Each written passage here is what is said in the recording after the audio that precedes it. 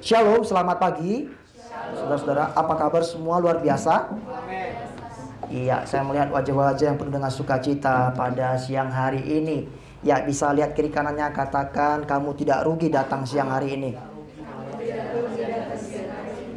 Ya, kita percaya kita tidak rugi. Kenapa? Karena kita akan diberkati dengan firman Tuhan. Dan firman Tuhan berkata ibadah itu mengandung janji, baik hidup sekarang maupun hidup yang akan datang. Ibadah katanya kalau disertai dengan rasa cukup akan memberikan keuntungan yang besar. Orang-orang yang beribadah kepada Tuhan, dia tidak akan kalah menghadapi masalah-masalah, tantangan dalam hidupnya. Yang percaya katakan amin. Amin. Nah, saudara, ya sudah ditampilkan.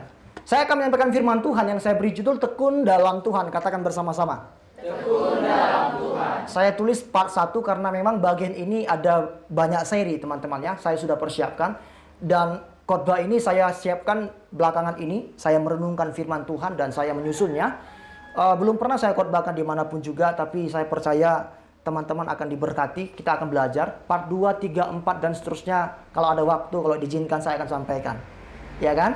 Hari ini kita belajar part 1 karena kalau saya habiskan semua partnya hari ini, kita bisa pulang jam 5 sore. Nanti teman-teman, saudara-saudara pasti tinggalkan saya sendiri berbicara di depan ini kan? Sudah nggak ada lagi orang masalahnya. Sudah saatnya makan siang, saatnya jalan-jalan gitu kan? Oke, nanti ya, next untuk part-part berikutnya. Saudara-saudara, kalau kita buka Alkitab kita, yuk kita buka dulu yuk. Ibrani pasal 10 ayat 36 saya sudah tampilkan di layar.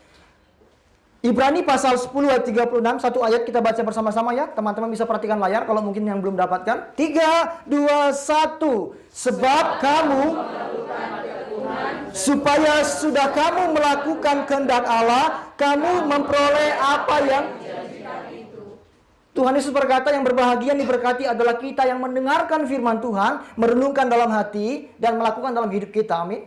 Amin. Dikatakan di sini bahwa kita memerlukan apa, teman-teman? Saudara-saudara?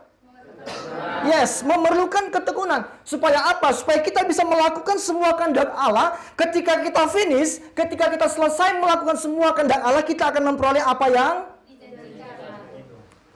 yang dijanjikan Allah kepada setiap kita. Mahkota kehidupan, mahkota kemuliaan, kehidupan kekal dalam kerajaan surga. Jadi kita memerlukan namanya ketekunan. Katakan kiri kananmu, kita harus tekun. Saudara-saudara, perhatikan lebah madu. Lebah madu. Kalau teman-teman cari informasi tentang lebah madu, dan mungkin kita bisa cari informasi lain tentang binatang-binatang lain. Ada beberapa jenis binatang yang tekun, yang rajin. Kalau di Alkitab kita bisa tahu semut. Ya kan? Hai pemalas, pergilah kepada semut. Ya kan? Kata Tuhan, karena musim panas, dia mengumpulkan makanannya, kata firman Tuhan dalam kitab Amsal. Iya kan? Dalam kitab Amsal juga dikatakan begini, ada 4 binatang yang terkecil tapi mereka sangat bijaksana. Ada namanya pelanduk, ada namanya semut, ada namanya cicak dan sebagainya. Nah, hari ini kita lihat lebah madu. Lebah madu itu adalah jenis binatang, salah satu jenis binatang yang rajin, yang tekun teman-teman. Kenapa? Karena dalam kehidupan sosial lebah madu, itu mereka setiap hari bekerja. Mereka punya bagian masing-masing. Ada namanya ratu, tugasnya melakukan reproduksi. Ada namanya lebah betina, itu bertugas untuk mencari makanan. Ada namanya juga anggota-anggota yang lain. Lebah ini bekerja setiap hari untuk apa? Untuk membantu proses penyerbukan di bunga, ya atau tidak? Ya kan, lalu dia ambil nektar sarinya, sari nektarnya, dia bawa ke sarangnya, lalu lama-lama menjadi madu. Kita bisa menikmati madu karena lebah madu ini bekerja dengan tekun dan giat. Coba kalau lebah madu tidak bekerja, nggak ada namanya madu yang bisa kita nikmati, teman-teman. Dan dikatakan bahwa di dalam sarangnya, madu itu, di sarang lebah madu maksud saya, teman-teman bisa lihat itu ibarat pabrik yang nggak ada tutupnya, yang nggak ada matinya. Siang malam mereka bekerja. Mungkin mereka bekerja dalam waktu yang lama, hanya sedikit madu yang dihasilkan. Tapi itu cukup berdampak bagi orang-orang yang membutuhkannya. Iya kan? Saudara-saudara terkasih dalam nama Tuhan Yesus Kristus. Apa arti tekun? Dalam bahasa Indonesia, kalau kita lihat kamus besar bahasa Indonesia, tekun itu berarti berkeras hati atau bersungguh-sungguh. Berkeras hati bukan hati keras, hati yang nggak mau ditegur. Bukan, tapi punya tekad. Bersungguh-sungguh. Jadi melakukan semua itu tidak setengah-setengah, tapi bersungguh-sungguh. Perhatikan saya, ketekunanlah yang membuat kamu dan saya, Anda dan saya itu mendapatkan hasil yang maksimal. Yang percaya katakan amin. Amin. Ketekunanlah yang membuat kita ini bisa mendapatkan hasil yang maksimal. Entah itu dalam pekerjaan kita, entah itu dalam pelajaran kita, entah itu dalam pelayanan kita, dalam setiap aktivitas yang kita lakukan. Ketika kita tekun, maka akan mendapatkan hasil yang maksimal. Mungkin ada banyak orang yang melakukan sesuatu itu tidak tekun, dia mendapatkan hasil. Tapi hasil yang didapatkan tidak maksimal. Hanya ketekunan yang membuat kita bisa mendapatkan hasil yang maksimal. Ketika itu orang-orang di Ibrani mendapatkan masalah, teman-teman. Mereka mendapatkan penderitaan. Penulis Ibrani berkata, kamu memerlukan ketekunan. Siapa di sini yang tidak punya masalah? Setiap kita punya masalah. Untuk menghadapi itu firman Tuhan berkata, kita perlu namanya ketekunan, teman-teman. Saudara-saudara, Bapak Ibu Saudara yang terkasih, memerlukan ketekunan. Kenapa? Ada dua hal paling tidak yang membuat kita perlu ketekunan. Yang pertama, karena memang perjalanan kita sebagai orang Kristen tidak mudah, ya atau tidak? Yesus pernah berkata begini, kalau kamu ingin ikut aku, pikul salib sangkal diri, ikut aku, ya atau tidak? Meskipun disertai dengan berbagai bagi penderitaan, kata Yesus, tapi kita akan mendapatkan hidup yang kekal. Yesus tidak berkata, ikut aku, hidupmu akan enak. Tidak. Kamu tanpa masalah. Tidak. Tuhan Yesus tidak pernah berkata begitu kan. Bahkan dia bilang, kalau kamu ikut aku, sangkal dirimu, pikul salib. Itu sesuatu hal yang gak enak, teman-teman. Ya atau tidak? Iya kan? Enak gak ketika kita difitnah oleh orang, lalu kita memaafkan dia, bahkan mendoakan dia? Enak gak? Gak enak. Lebih enak balas. Iya kan? Enak gak ketika orang berbuat jahat pada kita, lalu kita berbuat baik kepada dia? Enak kali kamu gitu kan ya. Kita kan sering kali berkata begitu kan. Tapi firman Tuhan bilang enggak. Jangan balas yang jahat dengan yang balaslah yang jahat dengan kebaikan. Maka kamu akan menumpukan bara api di kepalanya. Sehingga dia akan sadar dan dia bertobat. Kenapa orang-orang jahat tidak pernah bertobat? Karena seringkali kejahatan mereka dibalas dengan kejahatan. Itu yang dunia lakukan. Tapi coba orang jahat kita lakukan hal yang baik kepada mereka. Kita doakan mereka. Kita mengasihi mereka. Percaya saya. Nggak lama. Mereka akan sadar, mereka bertobat. Tapi kalau orang jahat semakin dijahatin dia itu tidak. Coba kita sesama teman gini ya. Bertengkar misalkan. Iya kan? Yang satu pakai nada C, yang lain tidak mau kalah dipakainya nada D. Yang C tadi lompat lagi ke nada E kan? Makin lama makin nggak ada selesainya. Karena yang keras dengan yang keras itu makin hancur, teman-teman. Ibarat batu dilempar dengan batu, apa yang terjadi? Melenting kan? Tapi kalau batu dilemparkan dengan spons atau bantal, apa yang terjadi? Batunya teredam. Yang jahat dibalas dengan jahat, makin kacau, makin parah. Tapi kalau yang jahat dibalas dengan yang baik, akan ada kedamaian. Perhatikan.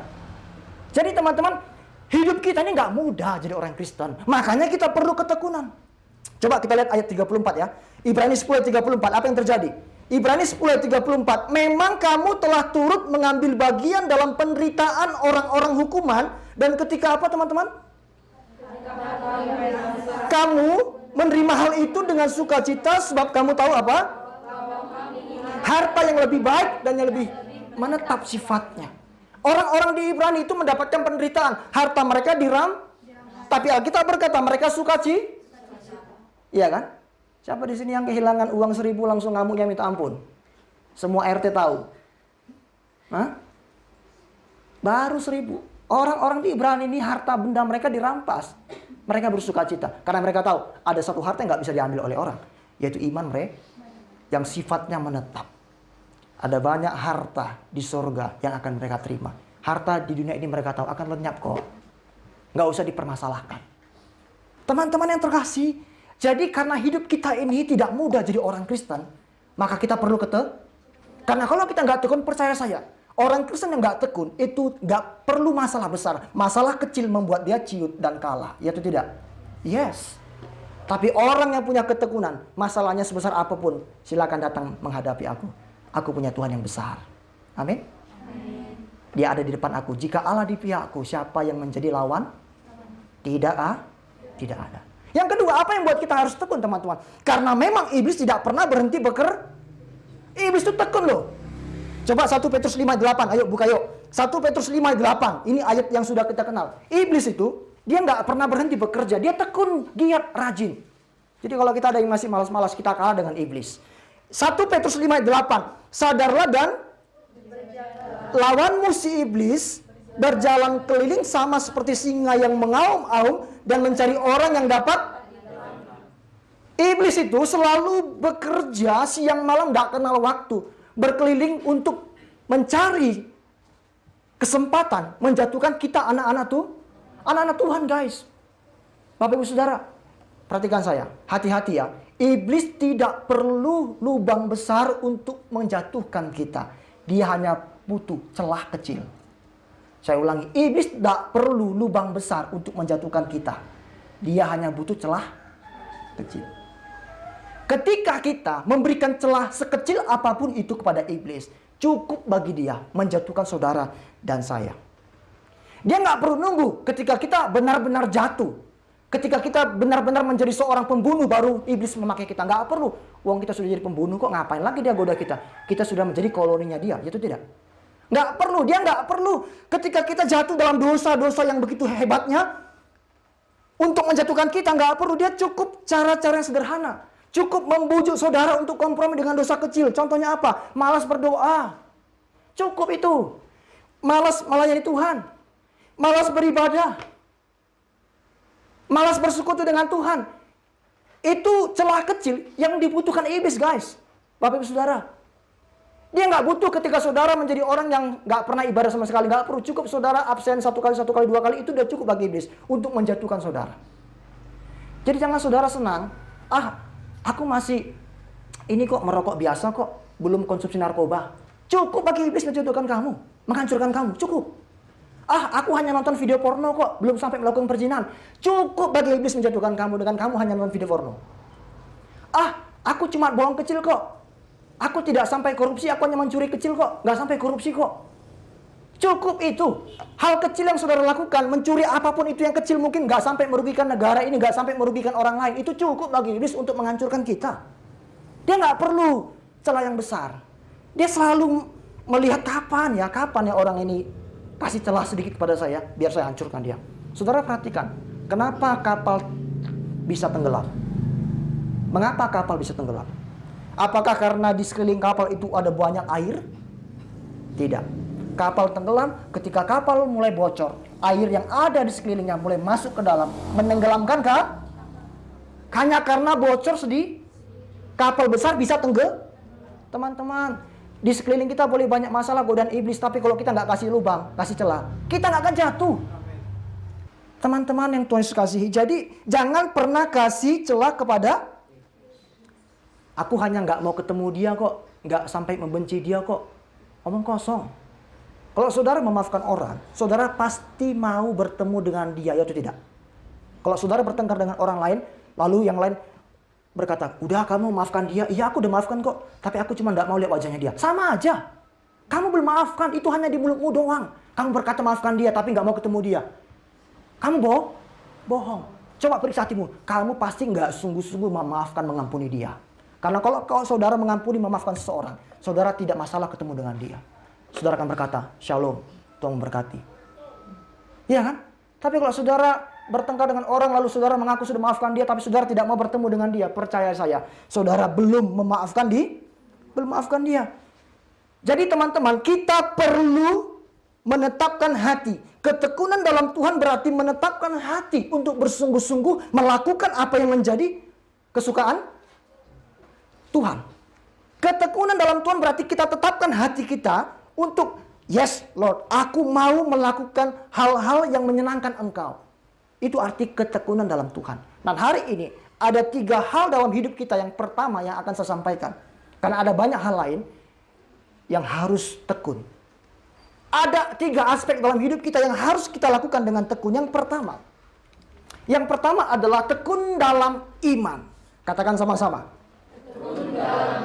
Kolose 1 ayat 23 berkata begini, sebab itu kamu harus bertekun dalam iman, tetap teguh dan tidak tergoncangkan, dan jangan mau digeser dari pengharapan Injil yang telah kamu dengar dan apa yang telah dikabarkan di seluruh alam di bawah langit, dan yang aku ini Paulus telah menjadi pelayannya. Paulus mendorong jemaat di Kolose untuk tekun dalam iman, tetap teguh, jangan bergeser. Jadi apa arti tekun dalam iman, Pak? Bertekun dalam iman berarti kita tetap bertahan dan setia dalam kepercayaan kita kepada Tuhan No matter what will happen, apapun yang terjadi, kita akan berkata, saya mau iring Yesus sampai selama-lamanya. Ada banyak orang meninggalkan Yesus ketika dia menghadapi masalah dalam hidupnya. Dia tidak punya ketekunan. Jadi tekun dalam iman itu berarti kita memutuskan. Ada lagu berkata, I have decided to follow Jesus, no turning back, no turning back. Aku sudah putuskan ikut Yesus, gak akan putar Itu ketekunan dalam iman. Kalau kita tekun dalam iman, maka itu kita tunjukkan lewat kesungguhan hati kita untuk bertumbuh dalam pengenalan akan Tuhan. Orang yang mengaku aku bertekun dalam iman, dia akan punya kerinduan untuk bertumbuh mengenal Tuhan. Ibrani pasal 12 ayat 1 berkata demikian. Karena kita mempunyai banyak saksi bagaikan awan yang mengelilingi kita, marilah kita menanggalkan semua beban dan dosa yang begitu merintangi kita dan berlomba dengan tekun dalam apa? Perlombaan yang diwajibkan bagi kita. Ketika saudara dan saya memutuskan untuk percaya kepada Yesus, mau tidak mau kita sedang ada dalam gelanggang pertandingan, dalam lintasan pertandingan iman kita. Kita harus berjuang sampai akhir. Lagu kita tadi berkata, ku berjuang sampai akhirnya kau dapati. Jangan saudara hanya nyanyikan lagu ini tiap minggu atau ketika saudara beribadah kepada Tuhan, tapi saudara nggak pernah menghayati lagu itu. Besar harga yang harus kita bayar untuk setia loh. Itu tidak. Nggak main-main. Orang yang setia itu bukan orang yang sembarang. Karena untuk setia itu besar harga yang mau dibayar. Ada banyak orang gampang berkata, Tuhan aku akan setia berjuang sampai akhirnya. Tapi hanya di mulut doang. Dia nggak sadar betapa besarnya harga yang harus dia bayar. Untuk apa? Setia. Apa contohnya Pak? Dia harus dekat dengan Tuhan. Lewat doa, membaca firman Tuhan. Dia harus melayani Tuhan. Dia harus selalu merindukan apa yang menjadi kehendak Tuhan terjadi dalam hidupnya. Berat atau gampang? Berat. Ya kan? Berat teman-teman. Coba tanya hati kita masing-masing yuk. Kita mungkin punya kerinduan untuk dekat dengan Tuhan. Kita punya kerinduan untuk bertobat sungguh-sungguh pada Tuhan. Tapi faktanya, mudah atau susah? Susah. Masih sering kita kan, jatuh bangun aku, ya kan? Jatuh bangun. Jatuh bangun. Coba kau mati waktu jatuh. Waktu kau jatuh, kau mati, dipanggil Tuhan. Ada kesempatan lagi bertobat? Nggak ada. Jadi jangan main-main teman-teman dengan kasih karunia Tuhan. Kita nggak tahu kok kapan kita hidup. Nantilah tunggu aku tua sedikit gitu kan ya. Tunggu aku haleluya, puji Tuhan gitu kan. Ya kalau kamu dikasih usia sampai tua. Saya bukan menakut-nakuti saudara, bukan. Saya pun nggak tahu kapan usia saya. Saya di nomor antrian nomor berapa menuju surga, saya nggak tahu saya nomor berapa. Kalau saya tahu saya nomor berapa antrinya, oh tahun sekian saya akan mati. 1 hari sebelum saya mati saya baru bertobat. Iya kan? Seandainya saya tahu. Tapi saya kan nggak tahu. Makanya teman-teman jangan coba-coba jatuh bangun. Sudah bangun. Bangun, ada Tuhan yang akan menopang kita untuk tetap bangun dan tidak jatuh lagi. Paulus, saudara-saudara apa yang terjadi? Paulus memberikan kesaksian bahwa dia membuktikan kita pun bisa. Paulus manusia biasa, ya atau tidak? Kita pun manusia biasa. Paulus itu bukan Superman, apalagi Spiderman. Bukan. Dia itu manusia biasa sama seperti kita. Tapi dia berhasil menang dalam perlombaan iman. Dia katakan begini. Dalam 2 Timotius 4 ayat 7. Aku telah mengakhiri pertandingannya. Aku telah mencapai garis. Dan telah memelihara iman. Perhatikan. Paulus finishing well. Dia berhasil mencapai garis akhir. Ketika saudara nanti gak ada lagi di dunia ini. Bisakah saudara berkata begini kepada Tuhan. Tuhan, aku sudah mencapai garis akhir. Bisa gak? Harusnya bisa. Iya kan? Jangan sampai nanti saudara ketika ketemu Tuhan, ternyata saudara masih setengah jalan. Atau belum jalan-jalan juga. Kemana tempatnya? Nggak layak ke surga loh. Hanya orang yang mencapai garis akhir, yang tetap mempertahankan imannya dalam Yesus sampai akhir hidupnya, baru dia berhak untuk masuk ke dalam kerajaan surga. Ada sebuah kisah teman-teman. Seorang perempuan pacaran dengan orang non-Kristen. Maka saya selalu wanti-wanti, anak-anak muda tolong jangan pacaran dengan orang yang tidak seiman dengan kita, itu melanggar firman Tuhan. Firman Tuhan berkata gelap dan terang gak bisa nggak ada persamaan kita dengan orang gelap. Karena kita ini anak terang kata firman Tuhan. Ada banyak kok orang-orang percaya yang bisa kalian pilih jadi pasangan kalian. Kenapa kalian harus cari di tempat lain yang tidak percaya kepada Tuhan? Oh iya Pak, aku ingin membawa dia untuk mengenal Tuhan. Untuk membawa saudara menjadi kenal Tuhan itu bukan harus menjadi pacar dia atau menjadi suami atau istri dia. Cukup menjadi teman kan? Iya kan? Saya dengan Karina pernah talk show tentang pacar saya beda agama. Saudara-saudara bisa perhatikan itu. Kenapa? Ada banyak orang seringkali nggak mau tahu. Tahu firman Tuhan tapi nggak mau tahu. Udahlah, hanya pacaran aja kok, gitu kan ya. Akhirnya apa? Saudara-saudara, seks di luar nikah. Si cowok ini menghamili si perempuan tadi, belum dalam hubungan status pernikahan. Sudah pacaran beda agama, akhirnya apa? Dia mendapatkan konsekuensinya kan? Hamil di luar. Malu nggak? Lalu si cowoknya bertanggung jawab, aku akan bertanggung jawab katanya. Dia ajak keluarganya untuk datang ke rumah si perempuan untuk melamar si perempuan. Kalau kalian jadi perempuan, mau nggak kalian? Enggak, kalian bilang. Belum tentu. Ada banyak orang mau loh. Daripada nanti aku lahiran nggak ada papa anakku, aku dikucilkan oleh masyarakat, malu anakku lahir nggak ada nggak apa-apa lah aku ikut agamanya dia, ya kan? Tapi tahu nggak apa yang dilakukan oleh perempuan dan keluarganya? Dia berkata no. Karena untuk menikah dengan si laki-laki, maka si perempuan itu harus ikut agamanya dia. Meninggalkan Yesus. Tahu nggak apa yang dikatakan orang tua dari si perempuan? Tidak. Biar anak ini lahir tanpa ayah, daripada anakku tanpa Yesus. Saudara, akhirnya apa? Ditolaklah si laki-laki itu. Meskipun mereka menerima malu. Malu nggak? Malu. Tetangga pasti omongin kan? Itu dari mana itu anak siapa? Itu mana papanya dan sebagainya. Bertahun-tahun guys, dia terima itu konsekuensi atas dosanya. Makanya saudara kalau berdosa itu pasti ada konsekuensinya. Nggak enak loh. Makanya jangan coba-coba. Lalu apa yang terjadi teman-teman? Beberapa waktu kemudian, beberapa tahun, setelah anaknya sudah mulai beranjak, sudah sekolah. Si perempuan itu ketemu dengan seorang laki-laki yang cinta dia dengan tulus. Dan cinta Tuhan luar biasa. Kesabaran dia, ketekunan dia membuahkan hasil. Sekarang mereka hidup bahagia luar biasa. Kenapa? Dia ketemu dengan laki-laki yang sungguh-sungguh mencintai dia. Meskipun latar belakangnya dia pernah jatuh. Laki-laki itu cinta Tuhan juga. Wow. Coba seandainya dia terima dulu lamaran si laki-laki, dia tinggalkan Yesus. Kemana tempatnya dia? Aduh, mengenaskan. Jangan tinggalkan Yesus karena tawaran-tawaran dunia ini. Amin. Mungkin saudara nanti lulus lalu ditawarkan pekerjaan, gajimu nanti 10 juta. Tapi kamu harus kamu jadi agama ini ya. Kamu jangan lagi ke gereja. Jangan pernah. Karena Yesus nggak pernah bisa digantikan dengan apapun juga. Amin, saudara-saudara. Meskipun gaji kita nggak besar, tapi kita punya Yesus, berarti kita punya segala-gala. Orang yang punya Yesus itu punya segala-galanya guys. Meskipun kita nggak punya harta, tapi ketika kita butuh Tuhan pasti cukupkan. Saya dan istri belajar. Kami nggak punya harta yang banyak, kami nggak punya. Orang tua kami bukan orang kaya yang bisa mewariskan kami apa-apa. Papa saya ini anak pertama laki-laki. Dan dalam budaya Batak, yang mendapatkan warisan siapa? Anak bungsu kan? Saya punya adik namanya Daniel. Istri saya anak pertama. Saya anak pertama laki-laki. Nggak ada yang kami harapkan. Kami mulai dari nol. Seperti makanya saya katakan saya ini pria SPBU. Mulai dari nol ya Pak. Dari nol semua. Berjuang.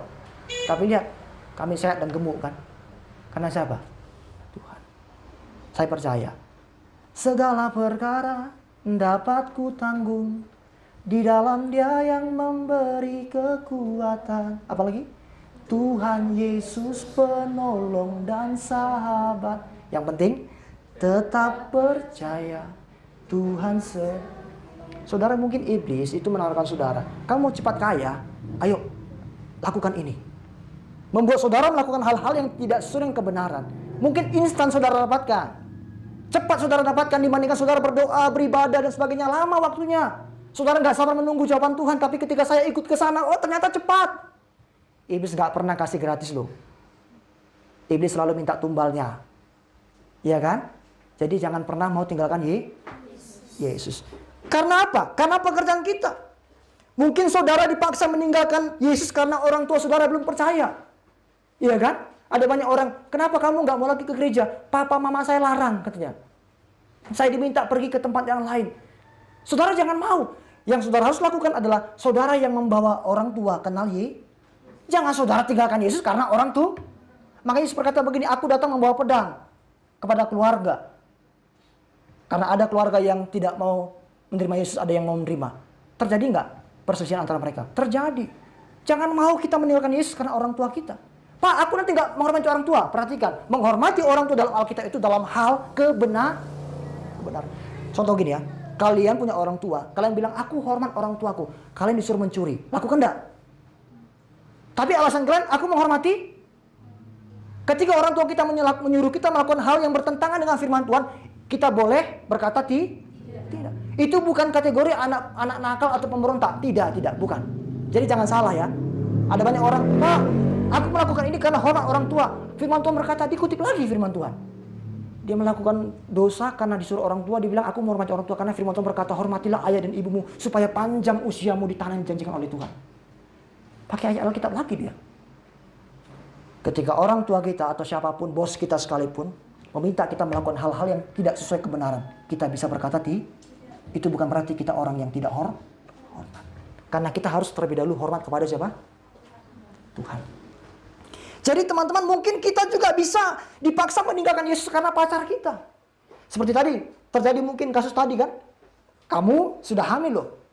Tinggalkan Yesusmu, follow me. Ikutlah aku. Kalau enggak, kamu dikucilkan.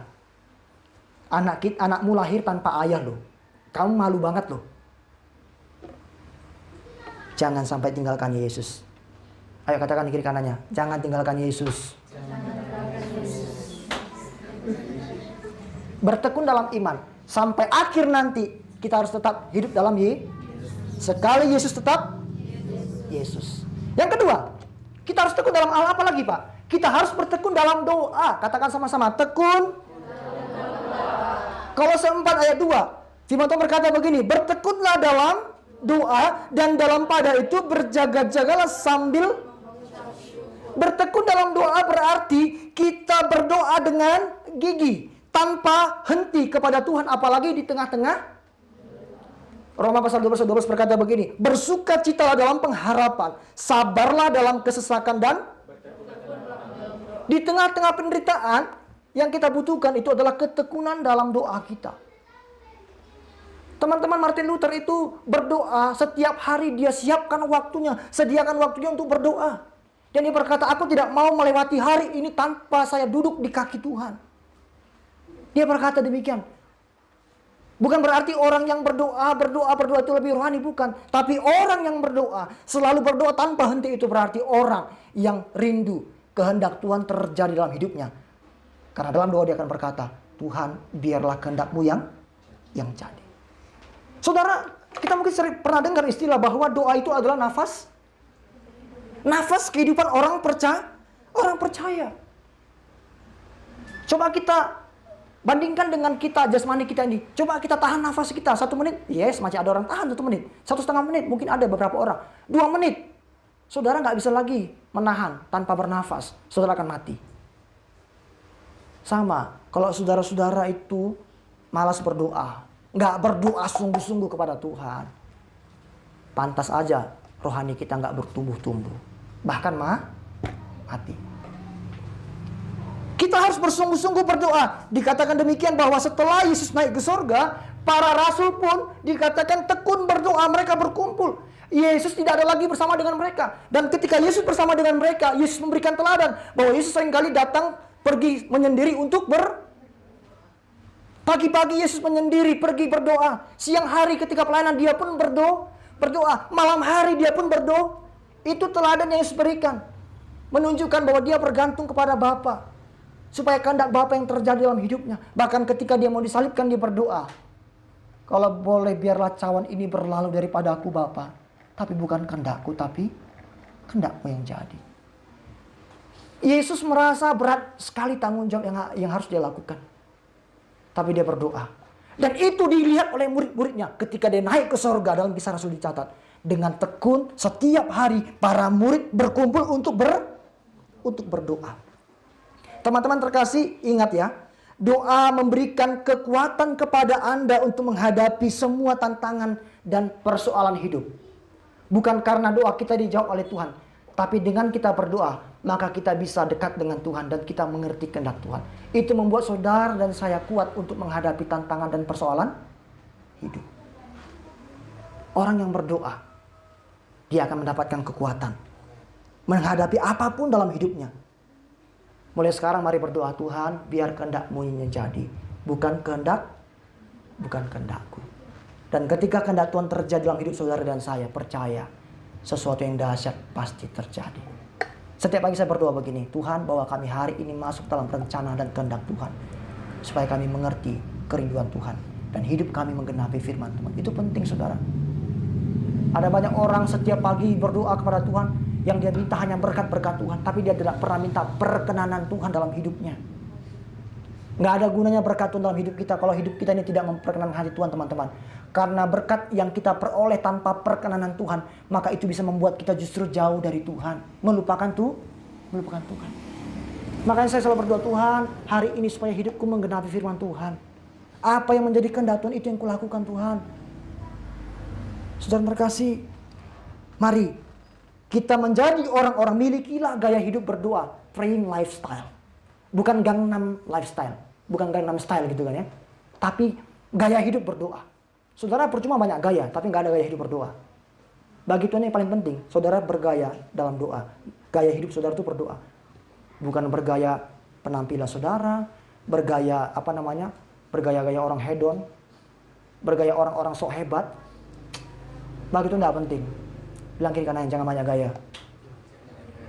Iya. Milikilah gaya hidup berdoa, teman-teman. Miliki gaya hidup berdoa.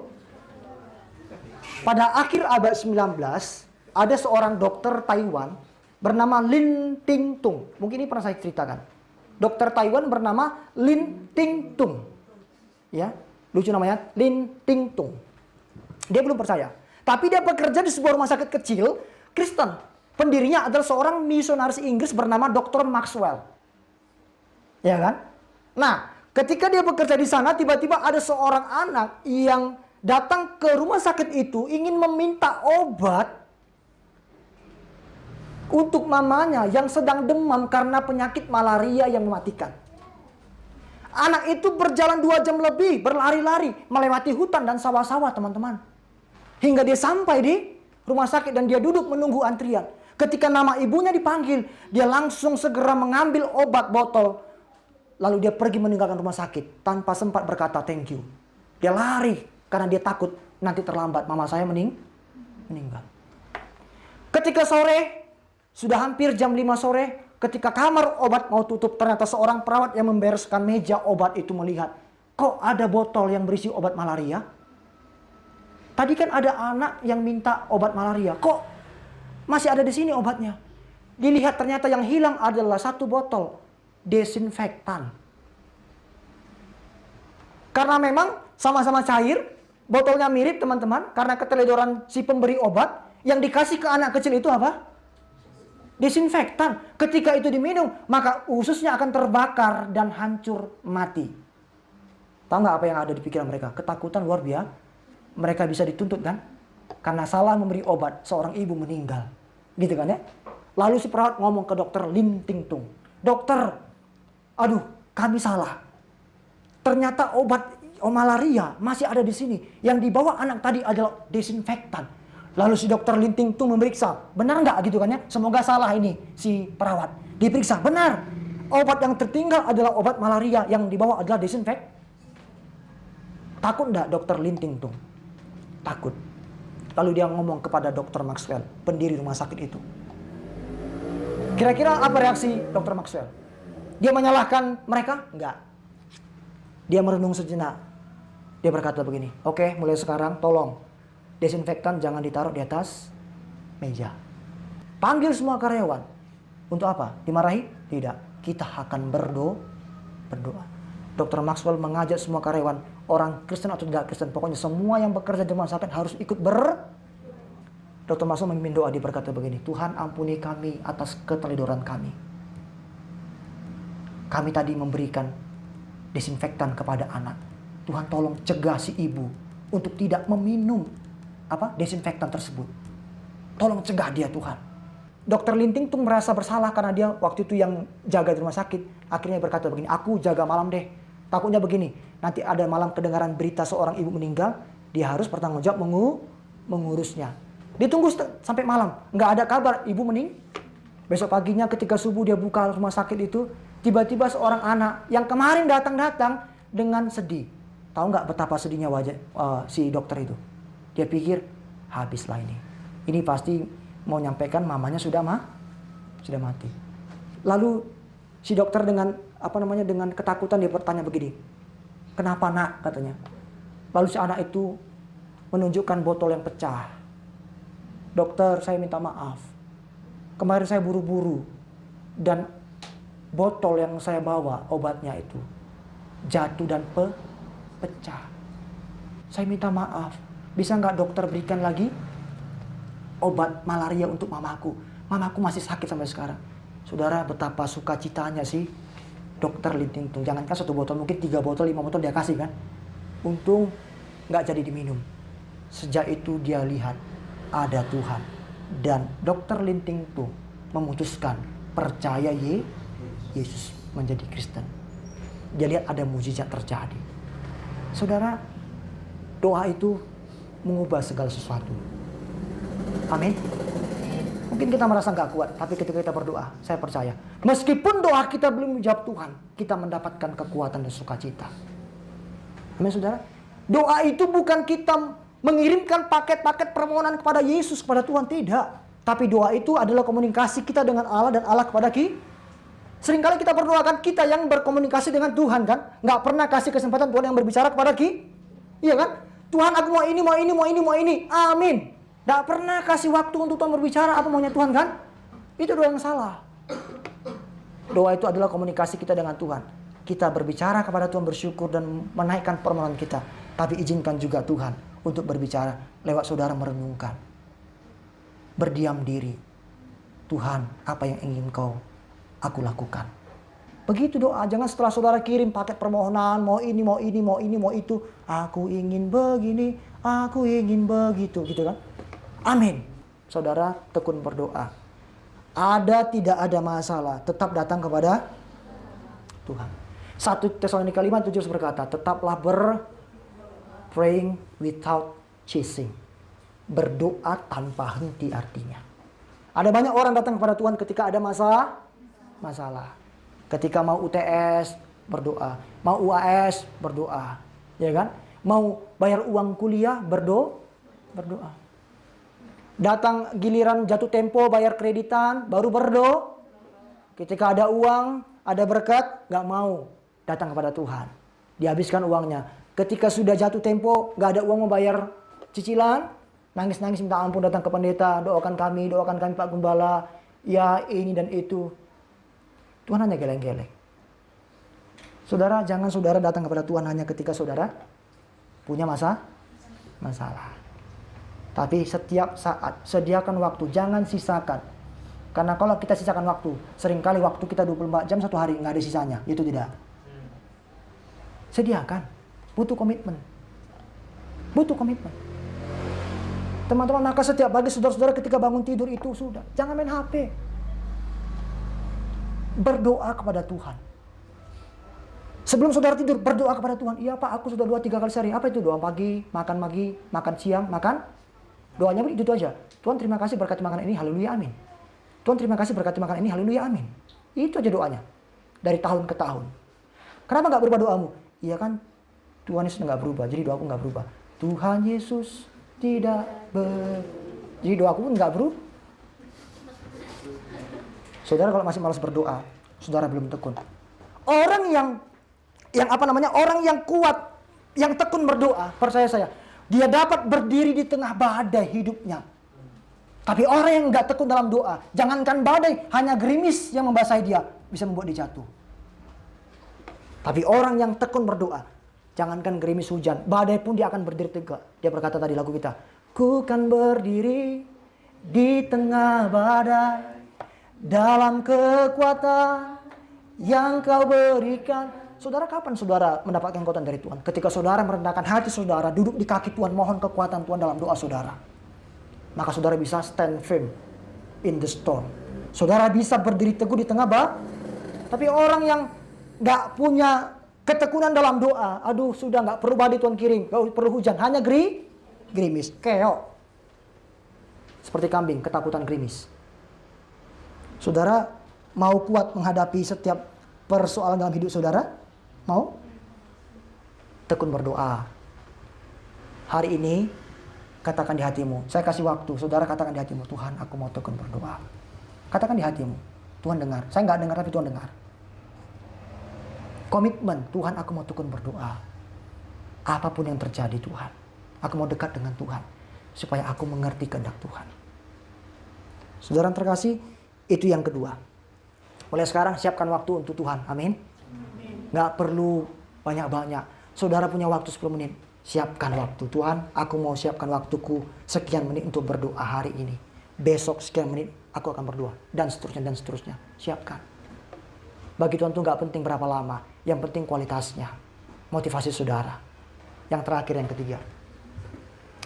Apa aspek yang harus kita tekuni dalam hidup kita di dalam Tuhan? Yang ketiga adalah tekun dalam, kurang kencang, tekun dalam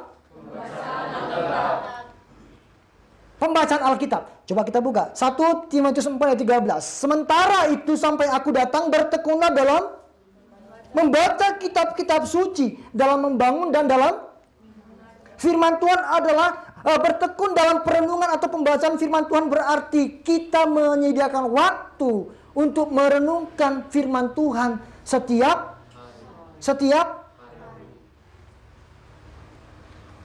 coba semua tutup mata. Semua tutup mata. Saya mau tanya. Saya buka mata. Tutup mata semua. Siapa di sini yang setiap hari baca Alkitab? Angkat tangan. Turunkan tangannya. Turunkan tangannya. Buka matanya. Nggak sampai 1/4 dari saudara. Ada lagu berkata, firman-Mu pelita bagi kakiku, terang bagi jalanku. Yang membuat kita seringkali masuk dalam jebakan iblis apa? Kita nggak punya firman. Yang membuat kita tersandung dalam hidup kita di tengah-tengah dunia yang gelap ini karena kita nggak punya firman. Sebab firman Tuhan itu yang menjadi pelita bagi kaki kita, yang menerangi jalan hidup kita di tengah-tengah kegelapan dunia ini. Nggak heran saudara saya seringkali jatuh bangun, nggak heran. Seringkali tersandung, nggak heran. Kenapa? Nggak punya firman. Perhatikan saudara-saudara, di dalam Mazmur pasal 119 ayat 105 dikatakan, firman-Mu itu the lamp unto my feet, katanya. And the light, terang bagi, terang bagi jalanku. Saudara-saudara, ketika kami pertama kali pindah ke Kota Dumai di Provinsi Riau ya. Saya lupa tahun berapa. Kalau nggak salah tahun 2000 pas ya. Yes, 2000 pas. Berarti sekitar 22 tahun ya. Kami pindah dari sebuah kota lain di Provinsi Riau ke Kota Dumai. Dan sekarang orang tua saya tinggal di Kota Dumai. Waktu itu kami pindah di sebuah lahan yang belum banyak penduduknya. Masih dikelilingi oleh sawah. Rumah ada tapi 3-4 saja. Jadi papa saya itu bangun rumah di sana. Ketika malam saudara bisa bayangkan, gelap. Karena kalau ramai rumah penduduk, ada banyak rumah penduduk, ketika malam mereka menyalakan lampu teras atau lampu di rumah, maka paling tidak jalan pun akan terang. Ya kan? Meskipun mungkin di jalan nggak ada lampu penerangan. Tapi paling tidak cahaya dari setiap rumah itu akan membantu penerangan Tapi ini nggak ada, yang ada sawah. Tahu nggak apa yang ditakutkan oleh orang-orang ketika malam di sana? Ular sawah. Nggak tahu ular apa lagi. Jadi papa saya ngajarkan kami begini. Waktu itu saya masih SD pasti kan, masih kecil, masih SD kan, masih amin-amin gitu kan ya. Lalu kalau kalian nanti jalan malam lewati sawah itu, kalian harus berlari sambil angkat kaki tinggi, supaya ular nggak sempat memagut kaki kalian gitu loh. Jadi harus lari. Pokoknya kaki itu jangan harus tinggi gitu loh teman-teman. Biar nggak sempat kalau ularnya mau apa kan. Nggak sempat, kakinya udah terangkat tinggi sampai lari katanya. Lalu saya ketika suatu malam saya disuruh orang tua saya pergi ke warung yang cukup jauh. Karena nggak ada warung di sekitar rumah kami karena masih banyak sawahnya. Saya ingat, oh iya. Takutnya ada ular, kan gelap, nggak kelihatan tuh. Jalan pinggir sawah, jalan setapak itu loh teman-teman, tahu kan? Pernah nggak di sini kalian jalan di antara sawah itu jalan setapak? Pernah nggak? Nggak bisa kalian bergandengan tangan kan? Kalian pacaran nggak bisa begini kan? Nggak bisa, wong jalan setapak kok kan? Lalu saya ingat, oh iya takutnya ada ular. Lalu saya teman-teman? Saya lompat. Capek nggak kira-kira? Capek sekali kan? Capeknya minta ampun. Itu jalan panjang. Pergi ke warung cukup jauh gitu kan ya. Capeknya minta ampun. Tapi demi keselamatan gitu kan ya. Coba saya berpikir, coba saya ini punya lilin. Coba saya ini punya lampu atau senter. Sekarang mah HP kita kan bisa kita buat flashlight kan. Mati lampu, langsung HP kita nyalakan Coba dulu ada Android ya. Iya kan? Ular itu saya kejar tuh malah. Saya takut-takut dengan cahaya kan. Tapi karena saya nggak ada lampu. Saya takut kan. Capek ya teman-teman? Capek. Dan saya pun nggak tahu. Jangan-jangan ketika saya lompat, ketika turun kaki, saya injak pula kepala ular gitu kan ya. Langsung dia pagut saya kan, nggak tahu kan. Itu kan gambling namanya kan. Saya kan coba-coba kan, nggak tahu. Entah selamat atau enggak, pokoknya paling tidak mengurangi resiko. Itu yang terjadi kalau saudara nggak punya firman. Saudara jalan di dunia ini, saudara nggak tahu mau ngambil langkah yang mana. Karena gelap. Iblis itu, tadi kan saya katakan, iblis itu berjalan keliling, dia bersiap-siap menerkam kita kan, menjatuhkan kita kan. Dia sebarkan banyak kerikil-kerikil tajam untuk menjebak kita. Ketika kita nggak punya firman, kita seperti jalan menutup mata. Kita nggak tahu. Kita injaklah satu jebakan dari si iblis. Celakalah kita. Tapi kalau kita punya firman, firman-Mu pelita bagi kakiku dan terang bagi jalanku. Kita bisa lihat, oh ini jebakan iblis. Jangan melangkah ke sana. Cari jalan lain.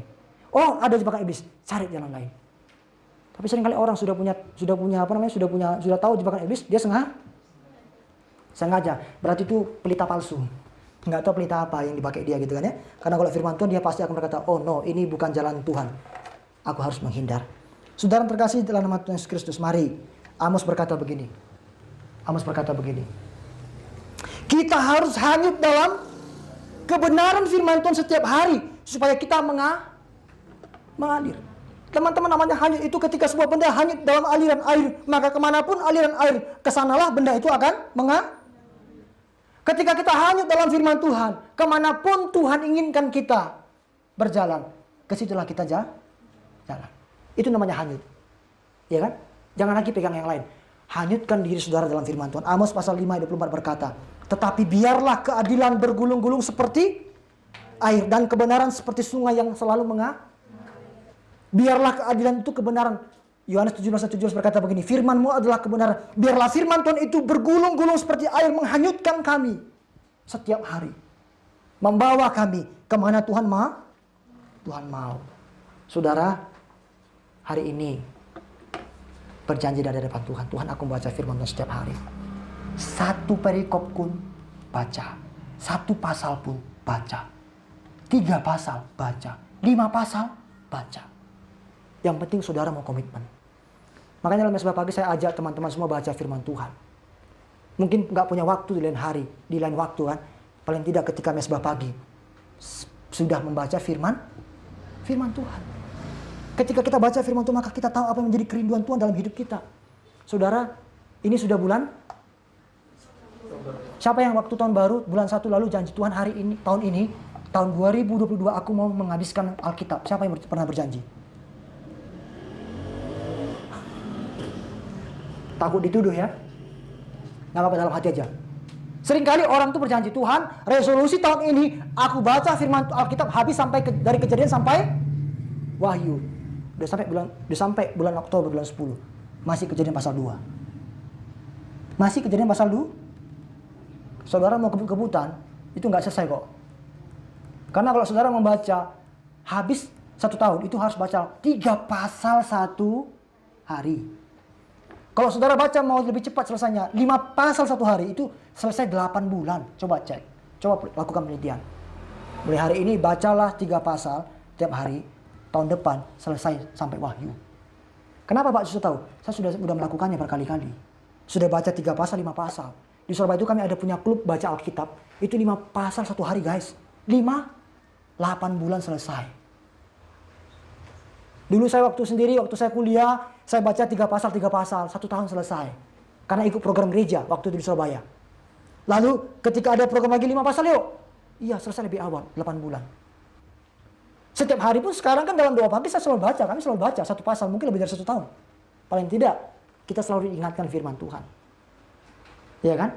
Sudah, saudara-saudara kurangi baca-baca artikel-artikel yang membangkitkan nafsu birahi kamu. Baca berita, seorang perempuan, ya kan? Ketahuan berselingkuh di hotel. Cari tuh di googling. Mana beritanya? Ketahuan di tenda, 2 sejoli diduga melakukan hubungan seks di luar nikah. Dicari tuh berita sampai dapat tuh. Bertobat, sudah. Itu kerjaan iblis tuh. Membuat kita senang membaca-baca begituan. Jangan mau dijebak iblis. Oke, guys. Nggak perlu dicari-cari informasi tentang itu. Diduga oknum PNS berzina di hotel dengan seorang perempuan dan sebagainya. Dicari sampai dapat. Kalau ngomong tentang perselingkuhan, tentang perzinahan, dia nomor 1, number 1. Ketika ditanya firman Tuhan, nggak tahu. Sudah cukup. Biar orang sana yang bahas itu. Kita nggak usah. Cukup tahu dan doakan. Ternyata dunia ini semakin bobrok. Iya kan? Amin, saudara-saudara. Kurangi waktu itu, saudara-saudara. Saudara-saudara pun mau lihat isi TikTok, isi Instagram, isi YouTube itu, udah yang nggak bermanfaat itu, udah kurangi, bila perlu tinggalkan, unsubscribe sekarang, ya kan? Karena kita harus membangun manusia rohani. Saya akan kasih tahu tips praktis, ini akan selesai, saya nggak akan lama. Saya akan kasih tahu saudara tips praktis untuk saudara bisa baca firman Tuhan. Saudara bisa lakukan ini. Ini tips praktis supaya saudara itu benar-benar bisa membaca firman Tuhan setiap hari. Yang pertama, komitmen dulu kepada Tuhan. Tuhan, aku membaca 1 hari 1 pasal kah? Atau 1 perikop? Sudah komitmen. Yang kedua, ketika saudara sudah ada waktu, saudara berdoa dulu. Minta pimpinan Roh Kudus supaya memberikan saudara itu pencerahan ketika saudara baca firman Tuhan. Karena Roh Kudus yang memberikan inspirasi kepada para penulis untuk menuliskan firman Tuhan. Roh Kudus yang sama pun akan memberikan pengertian kepada kita untuk mengerti apa yang dituliskan oleh para nabi dan para rasul. Berdoa. Ada orang baca firman Tuhan nggak berdoa, nggak ngerti apa yang dibaca dia. Kenapa? Nggak berdoa. Yang kedua. Yang ketiga, bacalah Alkitab yang tadi saudara sudah komitmen tadi. Berapa pasal, berapa perikop, baca. Yang ketiga, setelah saudara selesai membacanya, jangan langsung tutup Alkitab. Ya kan? Saudara bisa perhatikan lagi yang saudara baca tadi dan renungkan. Cari apa kehendak Tuhan dalam ayat-ayat dalam perikop yang aku baca. Apa isi hati Tuhan di dalam perikop ini? Apa firman Tuhan dalam perikop ini? Intinya apa? Berarti merenungkan. Setelah itu tutup Alkitab saudara. Berdoa, minta tuntunan Roh Kudus memberikan kekuatan kepada kita untuk melakukan firman Tuhan yang kita baca. Lakukan setiap hari. Percaya saya, rohani saudara akan bertumbuh. Saudara menjadi orang-orang yang kuat. Komitmen, berdoa dulu, baca, lalu renungkan, dan berdoa. Itulah langkah-langkah praktis untuk bisa membaca firman Tuhan. Sehingga saudara baca itu tidak lewat begitu saja. Tapi ada rema di dalam hidup saudara. Sesuatu akan berbicara dalam hidup saudara. Tuhan akan berbicara melalui firman yang saudara baca. Amin teman-teman. Jadi saudara-saudara, hanya orang yang tekun yang akan mendapatkan apa yang dijanjikan. Masih ada kesempatan bagi kita untuk bertobat hari ini. Tetapkan di hati saudara untuk tetap mau setia ikut Tuhan. Setia bersekutu lewat doa kepada Tuhan. Dan setia membaca firman Tuhan. Karena firman Tuhan yang akan menerangi jalan hidup kita. Amin. Tuhan memberkati kita semua. Mari kita tundukkan kepala kita.